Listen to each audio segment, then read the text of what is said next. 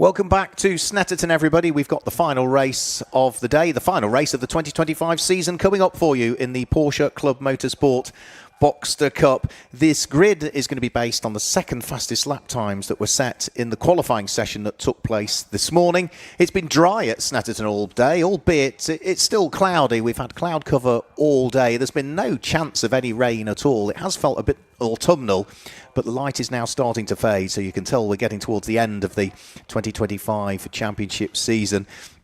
We've seen some good racing from these cars throughout the course of not just this weekend, but all season. Max Watt claimed the win in the race earlier on today over Bertie Bream, which means that the championship advantage did close very slightly between the pair of them. Let me give you the grid then for this final race of the weekend. As we saw earlier on, there is one car that's been placed to the back of the grid and been given a 10-second penalty. That's the green car of Ben Grucock, so he's got it all to do again in this race off the back of the grid, having been arguably one of the quicker cars in qualifying. Max Watt claims pole position for this final race of the season, and alongside him is Scott Evans. It's Perry Darling and Charlie Dye, who had an off at the first corner in race number 1 and had to recover, that lines up on row number 2. Row 3 of the grid, it is Bertie Bream, who is the championship leader, and for company he has got Stuart Warner, and it's Matthew Shears and Mike Thompson that line up there on row number 4. The 5th row of the grid sees Martin Mason and Tony Levy together, and it's going to be David Hussey and Eric Bridges that line up on row number 6. Tony Jones and Craig Horvath are there on row number 7, and it's Tom Hale that takes over the number 46 for this particular race, so just one race for him. The other driver doing the earlier race, he's got Simon Dye for company. The penultimate row of the grid is Graham Hurd, and for company he has Ava Nolan, and it will be Ben Grucock who is off the back of the grid with a 10-second penalty as well for some sort of transgression or issue during the qualifying sessions. In terms of the championship, well, it is all rather close to say the least between the two main championship protagonists. In the Boxsters, of course, Max Watt has picked up pole position, so he gets the extra point for that, and 13th or better gives him the championship, even if Bertie Bream wins with the fastest lap, I'm led to believe, is the current mathematics, which I haven't really had the chance to try and work out, but that is on the basis of the dropped scores have bounced around since earlier on today. So, you know, you pick up more points in one race, which means that you drop less from another one. So it looks as though Bertie Bream has got all of the work to do. And for Max Watt, the man who starts from pole position, the pressure is not off him, not at all. But he has less work to do, shall we say, than Bertie Bream. But you just never know as to what might happen, because we've seen some brilliant racing from some of the support races here at Snetterton today, and I'm sure this Boxster Cup final race of the season is going to be an absolute belter as well. So watch out for the progress of Ben Grucock from the tail end of the field. He has got a huge chunk of work to do. Say has been placed at the back of the grid and being given a 10-second penalty. He worked his way through the order well in the race earlier on today to finish, I think it was inside the top 6, was it not, if memory serves me correctly. So what can he do in this one? Yeah, he finished in 6th position, Ben Grucock, earlier on today, so he's got a good chunk of work to do in that green car with the yellow stripes down the centre of it. So is he going to be able to work his way right the way up through the order? We did have a brief safety car period in the race earlier on today, and David Hussey, Scott Evans and Matt Goff are all retirees, so we'll see whether we've got all of those cars that non-finished in the first race back out there. I believe we have. Can't really see any gaps on the grid. So then Max Watt is the yellow and the black car that sits there on pole position. The blue and the black and the Dayglow flashes will tell you that it's Scott Evans that's alongside. It's the dark blue and silver and green car of Perry Darling alongside the white and blue car of Charlie Dye. The livery on that sort of harking back to the cigarette brand that used to sponsor the Works Porsches in Group C racing in the 1980s and into the early 1990s, and even supported cars in the Paris-Dakar, didn't they? The 959 was painted in very similar colour of that particular cigarette brand. We're about to get the final race of the 2025 season underway for the Porsche Club Motorsport Boxster Cup. 5-second board held aloft. Red lights come on now. Max Watt and Scott Evans sitting down the front row of the grid. When the lights go out, it's probably initially a slightly better start from Scott Evans from the outside of the front row of the grid. Is he going to be sufficiently far ahead, though, to carve across the nose of Max Watt? No, he won't be. So as they head up towards Ritchie's corner, it is Max Watt that leads the way. Only now does Ben Grucock get going, because he was delayed by 10 seconds, but round through Ritchie's they all thread their way. Max Watt was leading the charge up towards the braking area for Wilson, and he still leads as they head through the right-hander. Clearly, they have sorted the problems with Mike Thompson's car, because Mike has been down on power all day, and now all of a sudden the number 6 car, having started down in 8th position, I make it he's up into 3rd place. So that has been a blistering start from Mike Thompson. Yes, it is. Yeah, it is Mike Thompson that's up into 3rd position. So it's Max Watt that leads. It's Scott Evans there in 2nd place. Mike Thompson is there in 3rd place. Bertie Bream is in 4th. Charlie Dye is in 5th, with Perry Darling in 6th position. And looking to try and get through there was Matthew Shears, who is in 8th place at the moment. And who would he have been trying to unpick? Stuart Warner, I would imagine he was trying to unpick. Yes, it was. And he has not quite been able to unpick him, because Stuart Warner is in the full attack mode with what will be Perry Darling at the moment, trying to go around the outside of him, but not able to do so. In fact, it's Bertie Bream that's trying to go around the outside of Perry Darling. So Stuart Warner is further up the road. It's Bertie Bream that's lost places on the start. So the 2 silver cars pretty much identically liveried, but the one that we can tell for sure is Max Watt, who is out front and leading the way from Scott Evans as they descend down in towards the braking area for Brundle and Nelson for the first time, and then work their way through that left-hand kink. So difficult to brake for that corner and to try and downshift and get the car turned from turning left to turning right at the same time. For Bertie Bream, it's not been a brilliant first lap from him. It was a good first lap initially, also from the number 6 car of Mike Thompson, who, having had a good launch, is now starting to drop back down through the order again, I'm afraid to say. So maybe the problems haven't been sorted from him. And then the other car we need to keep an eye on is Ben Grucock, but of course he's got to catch the cars that all started 10 seconds ahead of him. So we're about to come over the start-finish line and complete the first lap of the race. And as they come through, it will be Max Watt that will be leading the way. So Max Watt leads. It's going to be Scott Evans in 2nd place. 3rd place is Stuart Warner, that's there in the first of the silver cars in 2nd place. This is the 51 car. Bertie Bream, say, looks almost identically liveried. And are we going to see Perry Darling and Mike Thompson going together? Yeah, Perry Darling sneaks his way through. Mike Thompson still a net gain of 1 place at the end of that lap, but not quite as good as he otherwise was. And Bertie Bream decisively dives up the inside of Charlie Dye, heading in towards the braking area for the Wilson hairpin. So Bertie Bream needing to do some good things in this one. Remember, at this stage of the season, then Bertie Bream is going to have his work cut out a little bit, because at the moment Max Watt gets the extra point for pole position, and so it means that 13 or better should give him the championship, even if Bertie Bream wins with the fastest lap. Well, Bertie Bream has now gained another place, so having dealt with the car of Charlie Dye, he's now dived up the inside of the similarly liveried car of Stuart Warner and picks the place off. Bertie Bream's car, the one with the silver roof. Stuart Warner's the one with the orange roof, which I hadn't previously spotted. That's the way to tell them apart, because other than that, the cars look pretty much identical until you can see the number on them.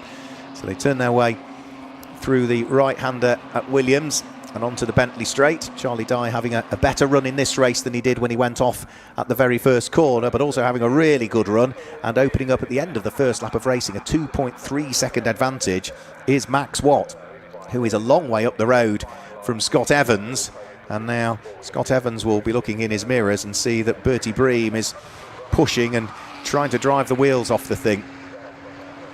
Of course, this is the final round of the 2025 championship. We haven't crowned our champion as yet.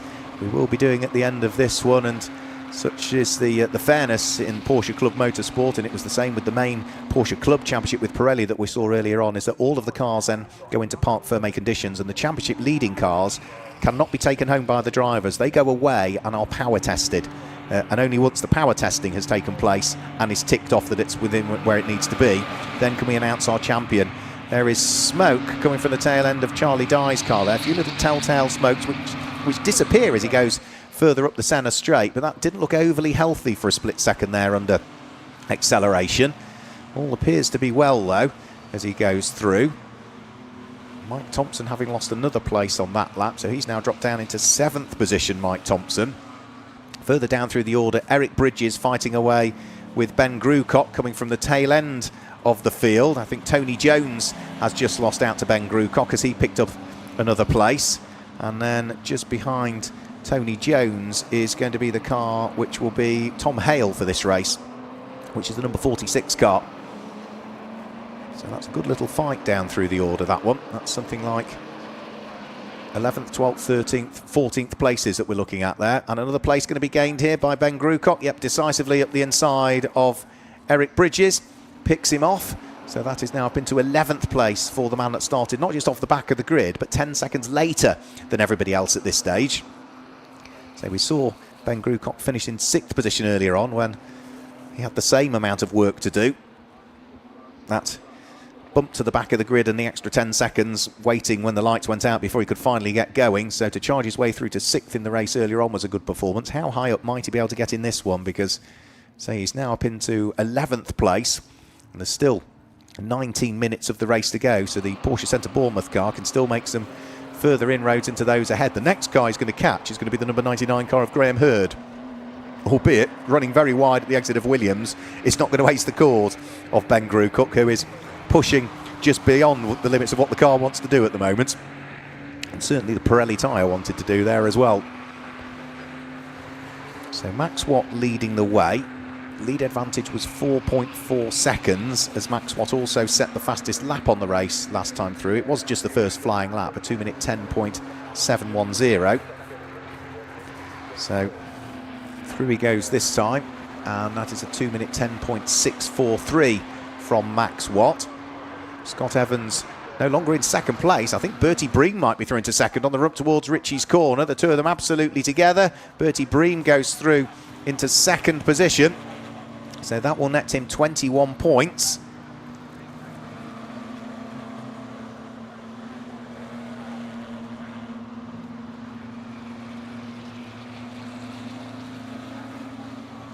So Bertie Bream now has got 7.6 seconds to try and make up on the race leader. Plenty of time in which to do it. Now, for Max Watt, so he claimed the win earlier on today, came into this weekend lying second in the championship standings. Outscored Bertie Bream in the race earlier on today, but of course you've always got those drop scores to take into account. For Bertie Bream, he's dropping a 0 from Brands Hatch, and he would also drop 29 points from his 4th place at Anglesey, so he'd be dropping 29 in total. For Max Watt, he non-scored in both of the Anglesey races, so he's dropping 0 in reality. So he can keep pressing on. Now for Bertie Bream, he slowed there and Scott Evans went back through. Now, not quite sure what happened there, whether that was a missed gear, but Bertie Bream had done all of the hard work of getting through, and then Scott Evans manages to sneak his way through. Now he's back down into 3rd. That's going to lose him 3 more championship points, and otherwise he'd have been scoring. He's having another nibble this time down in towards Brundle and Nelson. Bertie Bream sweeps back across the nose of Scott Evans and goes back through into 2nd place, but 2nd is still not good enough at this stage. You can see the wiggle from Bertie Bream on the exit of the corner. At the moment, Max Watt is 7 and a bit seconds up the road from this squabbling pair. He would still, now that Bertie Bream is back into 2nd, Max Watt would still secure the championship by 23 points if Bertie Bream remains in 2nd place. So it's somewhat now reliant on Max Watt to have problems befall him for Bertie Bream to put himself back into true contention again for the championship. And it all comes down to, say, those drop scores in reality. Bertie Bream has had such a consistent season, and other than that one small non-scoring round at Brands Hatch, and when you have a consistent season, when drop scores are taken into consideration, it means you're dropping larger chunks. Other drivers that maybe had a bit more misfortune, like Bertie Bream, they get wiped clean because he's dropping his 2 worst scores. Now this is a good fight still. This is going to be for 12th backwards. Eric Bridges fighting away with Tony Jones, I think that is. Yes, it is, the black car with the 2 white stripes down the centre of it. Right behind them is Tom Hale, and then Tom Hale has got behind him. That will be Martin Mason, won't it? That's the next of the cars that's just coming through. So that is a titanic quartet fighting over 12th, 13th, 14th and 15th places as they head up towards Ritchie's corner. Tony Jones trying to attack and defend at the same time. Attacking Eric Bridges, defending from Tom Hale, and now Tony Jones is trying around the outside at Eric Bridges and makes it stick, I think, at Ritchie's corner. Eric will have the inside line when to get up towards the braking area for the Wilson hairpin. You can see his brake lights flash on that little bit later, but it looks as though Tony Jones has got it covered off, and now Tom Hale thinks, well, I'm going to buy into that as well. He goes around the outside of the Wilson hairpin and picks off Eric Bridges, and now Martin Mason also wants in on the fun as well. So Martin Mason also picks off Eric Bridges. So Eric started this lap in 12th. He's now down into 15th position, I'm afraid. Lost 3 places within the course of 2 corners. they'll still have their opportunity to stick their elbows out and have another little fight. Martin Mason now protecting the inside land down in towards Agostini. He's not going to nip up the inside of Tom Hale. And now he needs to be careful that Eric Bridges doesn't try and get the undercut on the way out coming out of the corner, but they do remain in the same order as they head up towards Hamilton. And just behind them there's a further fight as well which is going on, and that will be Craig Horvath fighting away with Simon Dye, I think that will be, and that will be for 16th and 17th. And I think I saw Craig Horvath having just gone through at the wheel of the number 25 car, the black and yellow car, so I think that's another change for order that we've had there. So 14 minutes of the race to go, 4 laps completed. Max Watt leading the way and at the moment on course for the championship. And I'm not sure that there's a great deal that Bertie Breen can really do about it. He was leading by 7.6 seconds. He's now leading by 10.5 from Bertie Breen, who has done well now of pulling away from Scott Evans on that lap. He's 3.2 seconds up the road now from the third place car that he had been doing battle with. Over the start-finish line, though, comes a fight, and that is Charlie Dye, and the car that he's trying to get through and past will be Perry Darling. They almost squeeze each other in towards Ritchie's. They were side-by-side on the way in. They're almost side-by-side on the way out, but Perry Darling just gets across to cover off the inside line in towards the braking area for the Wilson hairpin. So this is going to be for 5th and 6th position, and it's now Perry Darling that's up to 5th. Down to 6th goes Charlie Dye. As for the progress of Ben Grucock from the tail end of the field, he has now gained a further place, and that will be over the number 99 car of Graham Hurd. So Ben Grucock now up into 10th position, and the next car he's going to catch is the car that's going to be at that tail end of that little fight that we've been keeping an eye on, and that will be Tony Levy, I think, which will be the next of those.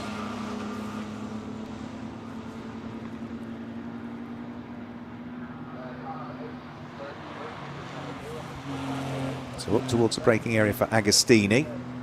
Now where is the 9th place car of Tony Levy? His is the red car with the grey flashes to it. There he goes. Yep, so Tony is just working his way through Hamilton as out of Agostini comes the charging Ben Grucock with just under half of the race to go. He's made his way from, what was it, 20th on the grid up into 10th position, but of course every time you gain a place, the next place becomes harder to gain because you're catching ever quicker cars. Down towards the bottom of Brundle and Nelson, Perry Darling now starting to pull away from the car that he'd been doing battle with, which is Charlie Dye.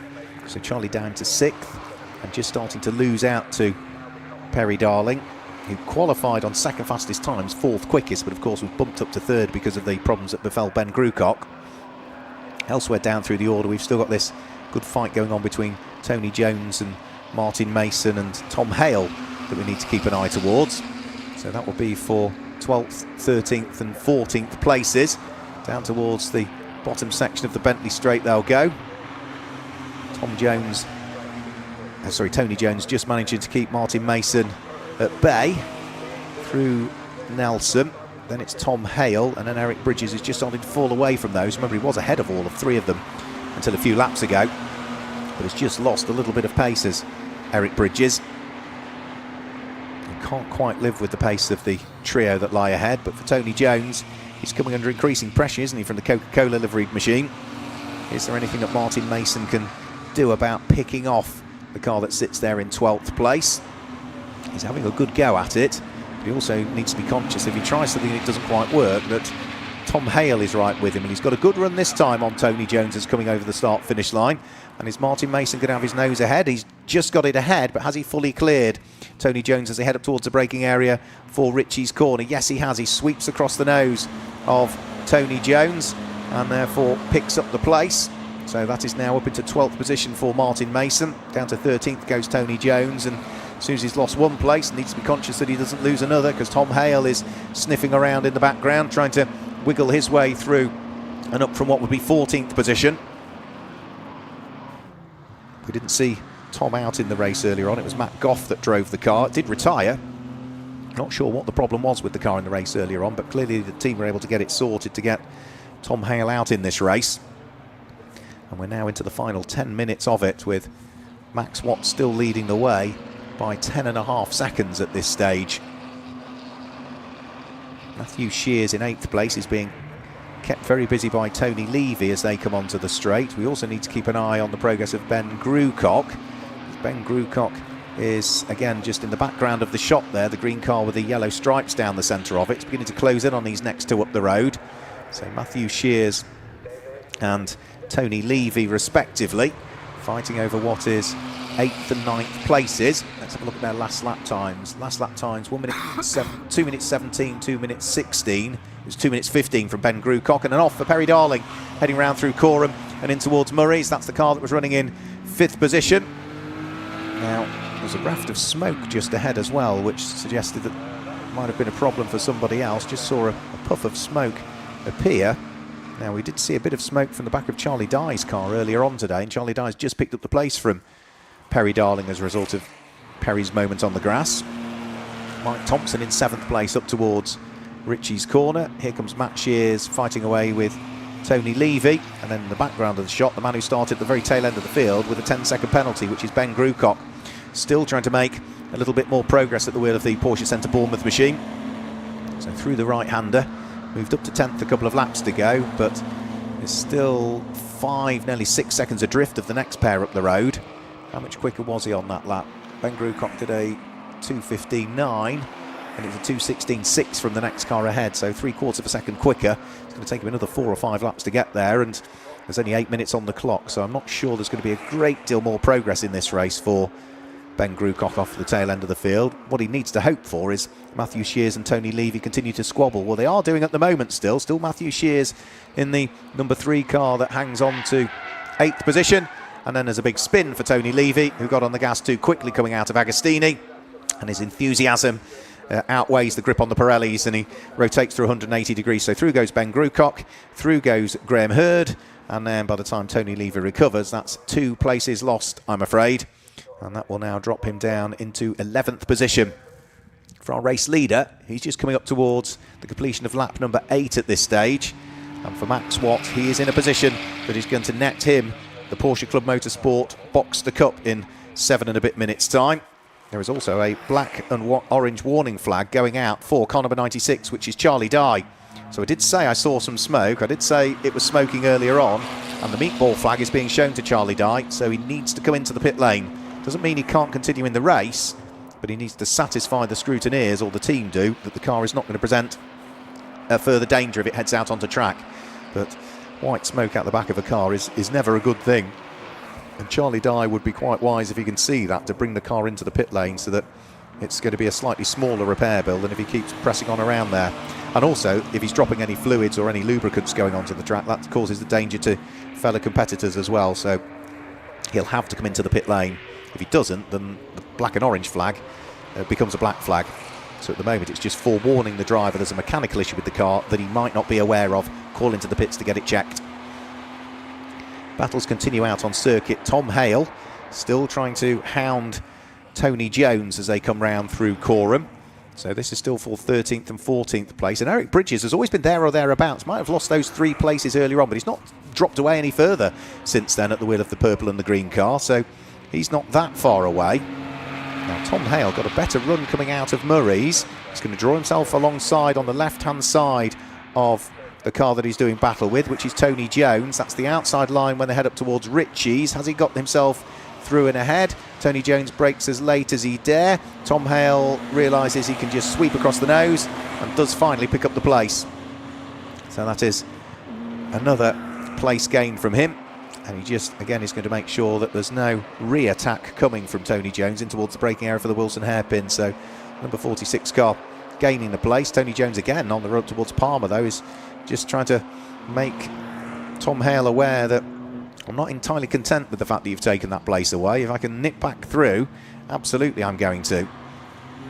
So their squabble will continue, and of course the more they squabble, the more it helps to bring that purple and light green car of Eric Bridges back into the mix as well. Up towards the braking area for Agostini. Tony Jones trying to prise the door open on Tom Hale. No, can't quite squeeze his way through there. And then, of course, because he's tried on the way in, you almost compromise your exit, and that gives half a glimmer of hope to Eric Bridges to see whether he can sneak his way through. So they might be fighting over what is 13th, 14th and 15th position, but it's a good little fight between these 3 cars. Out front, Max Watt still leading. has lessened his pace a little bit in the last lap because he was 0.8 of a second slower than Bertie Bream in second place, but he's got a 12-second lead and there's only 5 minutes to go, so it's more just a case of easing things off, controlling the pace. We've still got Scott Evans there in third position, Stuart Warner, number 51, there in fourth place, Charlie Dye, but with the black and orange flag hanging over him in fifth, and Perry Darling completing the top six. Mike Thompson 7th, Matthew Shears 8th, and Ben Grucock has now got himself ahead of Graham Hurd on the previous lap, so Ben Grucock now up into 9th place off the back of the grid with that 10-second penalty as well. And how far is he off catching the next car? Matthew Shears, 6.7 seconds, but was only 0.2 of a second quicker than him, so that's probably as good as it's going to get, isn't it? So 4 minutes to go. This fight that we're continuing to concentrate on is Matt Hale fighting away with the car of Tony Jones, with Eric Bridges not too far away as well. And as they come over the start-finish line, it is now, by the look of things, a black flag that is being displayed to car number 96.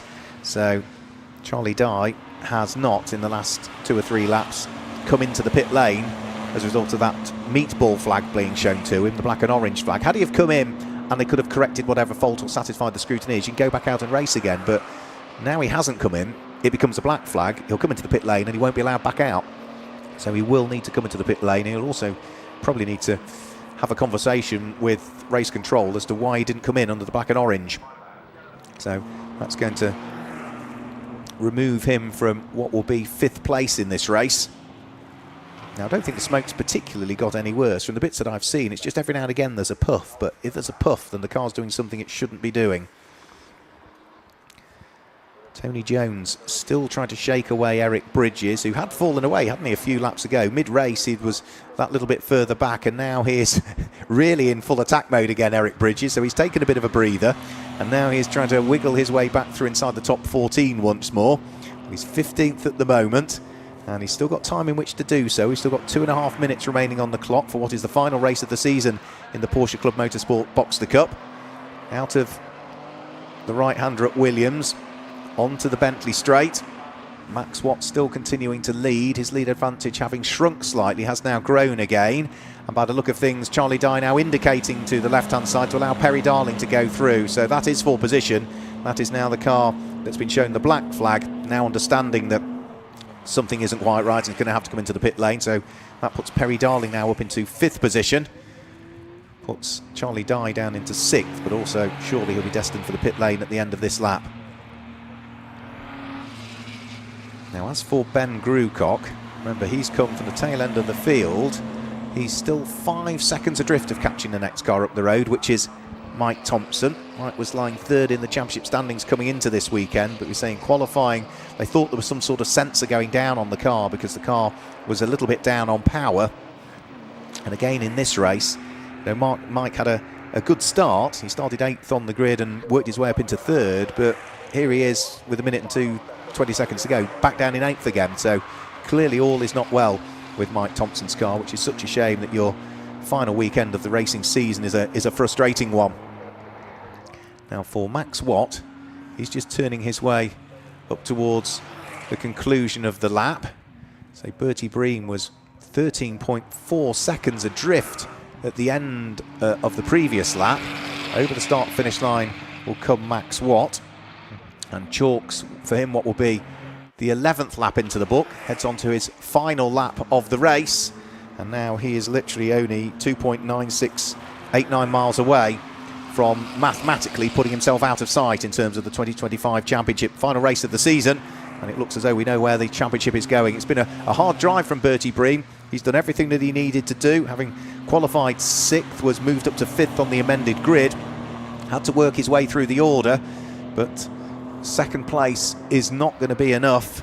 And even if he had won the race and set the fastest lap, then all Max Watt needed to do was finish in 13th place. So now it's just a case of Bertie just coming up that little bit short, and Max Watt also benefiting from the fact that it is one of those championships where you drop your 2 worst scores. And how many poor scores has he had? 2.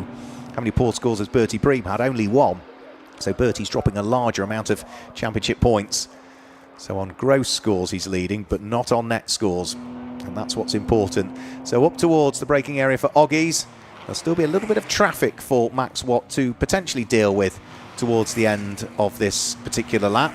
Just coming up towards the right-hander at Williams now, and on towards the Bentley Straight for the final time. He's got plenty of time to try and pick his way through the traffic should he wish. And that little bit of traffic that he's come up to is Simon Dye's car by the look of things. So is he going to clear Simon Dye before Brundle and Nelson? No, he's not. So that might just hold him up a little bit heading in towards Brundle and Nelson, but he's got plenty of time in hand to make sure you don't trip over the back marker. Flash your lights, try and work your way through. Simon stays neatly out of the way, and as they head up towards the bomb hole, Max Watt can ease his way through and past the little bit of traffic, and that will be the last little bit of traffic he needs to deal with before the checkered flag comes out, because all he's got to do is safely negotiate quorum, make sure he hits the marks where he needs to brake in towards the final corner at Murray's. And again, subject to official confirmation, the Porsche Club Motorsport Boxster Cup champion for 2025. It's going to go the way of Max Watt, who's going to make it 2 out of 2 here today and win the championship. You can see from the pit wall, they've done the maths as well. Our champion for this year is Max Watt. Remember, all of the cars are taken away for power testing at the end of this. You don't get to drive your championship winning car home or put it on the trailer. All of the cars are transported away to the championship rolling road, and they're all power tested, and only once those results come back can we finally confirm champions. But subject to official confirmation, it is going to be Max Watt who is the champion. Bertie Bream will finish in second place, and Mike Thompson will be third in the championship. That's the way it works out. Even though Mike has had a poor weekend, only 7th in that race, it's still enough points for him to surely secure third in the championship. Through comes Scott Evans now. He will finish third in the race, but chasing him to the line was Stuart Warner in the end. They were only separated by a very small amount of just 0.4 of a second. Perry Darling comes through to finish in 5th place, and Matthew Shears should be through in 6th position. Just see him in the background of the shot now, heading in towards the braking area. Where can Ben Grucock finish up though, because he was closing in on Peter Thompson, and is he going to be able to catch Peter Thompson, who is a little bit down on power? Here comes Matt Shears through to finish in 6th place. It is, I think, just going to be Peter Thompson, only just in 7th, just 6/10 of a second back in the end off the back of the grid with a 10-second penalty, was Ben Grucock to finish in 8th place. Graham Hurd should be through in 9th, or might he not be, because Tony Levy is chasing him towards the start-finish line. They're almost going to be a dead heat as they come over the start-finish line. According to our timing screens, it was Graham Hurd by 25 thousandths of a second from Tony Levy, so they were literally almost a dead heat. And then we've got a few more cars to trickle their way over, which should include Martin Mason, who will be next through. Tom Hale, I can just see in the background of the shot. And even then, the fight still continued. Tony Jones is still squabbling away with Eric Bridges in the purple and light green Porsche.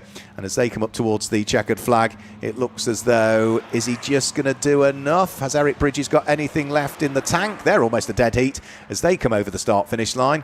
And it was 21 thousandths of a second that separated Tony Jones from Eric Bridges, so that was an even closer finish.